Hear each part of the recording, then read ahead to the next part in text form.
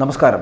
Iran പ്രസിഡന്റിന് സംഭവിച്ചത് എന്ത് എന്ന് ലോകം ആശങ്കയോടുകൂടി നോക്കുകയാണ്. വിശദമായ ഒരു അന്വേഷണത്തിനാണ് ഇപ്പോൾ ഇറാനൊപ്പം റഷ്യയും എത്തിയത്. ഹെലികോപ്റ്റർ അപകടത്തിൽ ഇറാൻ പ്രസിഡന്റ് ഇബ്രാഹിം റൈസി കൊല്ലപ്പെട്ടിരിക്കുന്നു. ആ റിപ്പോർട്ട് പുറത്തു വരുമ്പോഴാണ് ഔദ്യോഗിക യാത്ര അമേരിക്കൻ പ്രസിഡന്റ് ജോ ബൈഡൻ അടക്കം റദ്ദാക്കുന്നത്. അമേരിക്കയുമായി വളരെ വലിയ കടുത്ത ശത്രുത പുലർത്തുന്ന രാജ്യമാണ് ഇറാൻ. ഇസ്രയേലിലേക്ക് മിസൈലുകൾ വർഷിക്കാൻ നിർണായക തീരുമാനമെടുത്ത ഇറാൻ പ്രസിഡന്റ് കൊല്ലപ്പെട്ടതായി പുറത്തു വരുന്ന റിപ്പോർട്ടുകൾ അതീവ ഗൗരവത്തോടു കൂടിയാണ് ഇന്ന് ലോകരാജ്യങ്ങൾ കേൾക്കുന്നത്, കാണുന്നത് എന്നുള്ളതാണ്. കാലാവസ്ഥ പ്രതികൂലമായതാണ് അപകടത്തിന് കാരണമെന്ന് പറയുന്നുണ്ടെങ്കിലും വിശദമായൊരു അന്വേഷണം നടക്കുമെന്ന് തന്നെയാണ് സൂചന.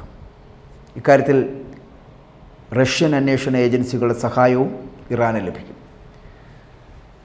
ഇറാൻ പ്രസിഡന്റ് സഞ്ചരിച്ച തകർന്ന ഹെലികോപ്റ്റർ കണ്ടെത്തുവാൻ റഷ്യയും തുർക്കിയും ഒക്കെ പ്രത്യേക സംഘത്തെ അയക്കുകയും ചെയ്തിട്ടുണ്ട്. രക്ഷാപ്രവർത്തനത്തിനായി പ്രത്യേകം പരിശീലനം ലഭിച്ച സംഘത്തെ തന്നെയാണ് റഷ്യ അയച്ചത്.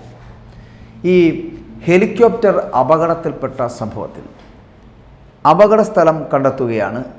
ഉസി ഗ്രാമത്തിനടുത്താണ് ഈ ഹെലികോപ്റ്റർ ഇറക്കിയത് എന്ന് തന്നെയാണ് ഇപ്പോൾ വാർത്താ ഏജൻസികളടക്കം റിപ്പോർട്ട് ചെയ്തിട്ടുള്ളത്.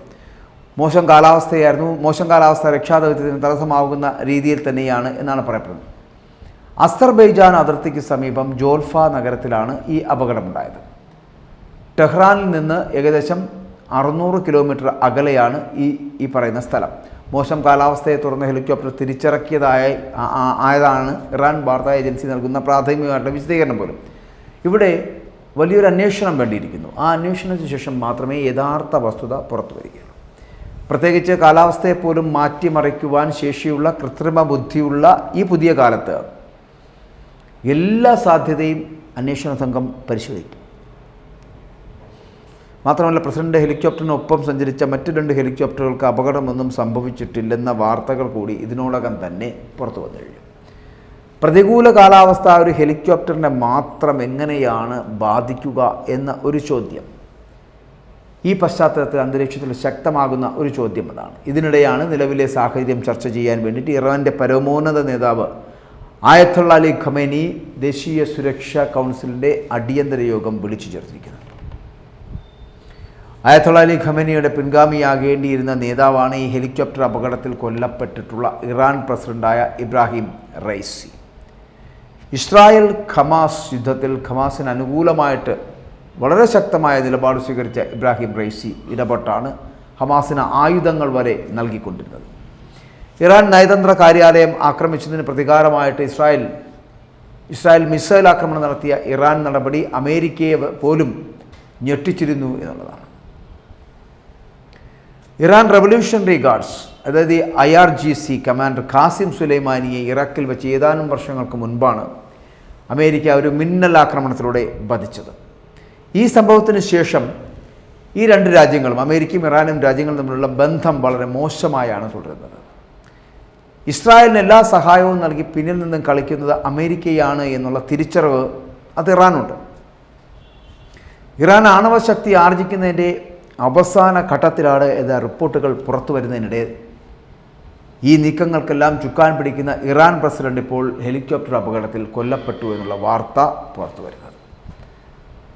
പക്ഷേ എന്തൊക്കെയോ ഇതിന് പിന്നിൽ ഉണ്ട് എന്നുള്ള കാര്യത്തിൽ ഇറാൻ പ്രസിഡന്റ് മരണവുമായി ബന്ധപ്പെട്ടിട്ട് ഉണ്ട് എന്നുള്ള കാര്യത്തിൽ സംശയമില്ല.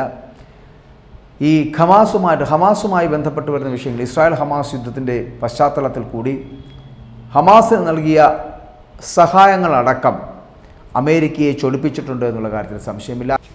ഹമാസിനോട് ഇറാൻ കാണിച്ച സമീപനമടക്കം ചിലപ്പോൾ അമേരിക്കയ്ക്ക് അടക്കമുള്ള രാജ്യങ്ങൾക്ക് നീരസം തോന്നിയേക്കാം. ആ നീരസമൊക്കെ ഇതിനകത്തുണ്ടായിട്ടുണ്ടോ? ഇനിയല്ല, ഹെലികോപ്റ്റർ അപകടമെന്ന് പറയപ്പെടുന്നത് ഏതെങ്കിലും തരത്തിലുള്ള ഗൂഢനീക്കമാണോ? അതിന് പിന്നിൽ വേറെ ഏതെങ്കിലും ഗൂഢതന്ത്രങ്ങളുണ്ടോ? ഇതൊക്കെ വലിയ അന്വേഷണത്തിലേക്ക് എത്തപ്പെടേണ്ടതുണ്ട്. കാരണം ഇത്രയും പെട്ടെന്ന് ഇങ്ങനെ ഒരു സംഭവം ഉണ്ടാകുമ്പോൾ, കാരണം ഇറാൻ പ്രസിഡന്റ് സഞ്ചരിച്ച ഹെലികോപ്റ്റർ മാത്രമാണ് അപകടത്തിൽപ്പെട്ടത്. അതിനോടൊപ്പം ഉണ്ടായിരുന്ന 2 ഹെലികോപ്റ്ററുകൾ അപകടത്തിൽപ്പെട്ടതുമില്ല. അപ്പോൾ ഇതൊക്കെ സംശയത്തിനിടയാക്കുന്നുണ്ട്. എന്തായാലും വളരെ വലിയ ഒരു തിരിച്ചടിയാണ് ഇപ്പോൾ ഇറാന് ലഭിച്ചിരിക്കുന്നത്. ആ ഇറാൻ്റെ പ്രസിഡൻ്റെ മരണമെന്ന് പറയപ്പെടുന്ന ലോകം നോക്കിക്കാണുന്നതാണ്. വലിയ രീതിയിലുള്ള പ്രതിഷേധങ്ങളുണ്ടാകും. ഇറാനും റഷ്യയുമൊക്കെ വലിയ അന്വേഷണത്തിന് പുറകിലാണ് എന്ന് വേണമെങ്കിൽ പറയാം. ഇതിന് പിന്നിൽ ഏതെങ്കിലും ഗൂഢശക്തികൾ പ്രവർത്തിച്ചിട്ടുണ്ടോ എന്നാണ് ഇപ്പോൾ തിരയുന്നത് ലോകം.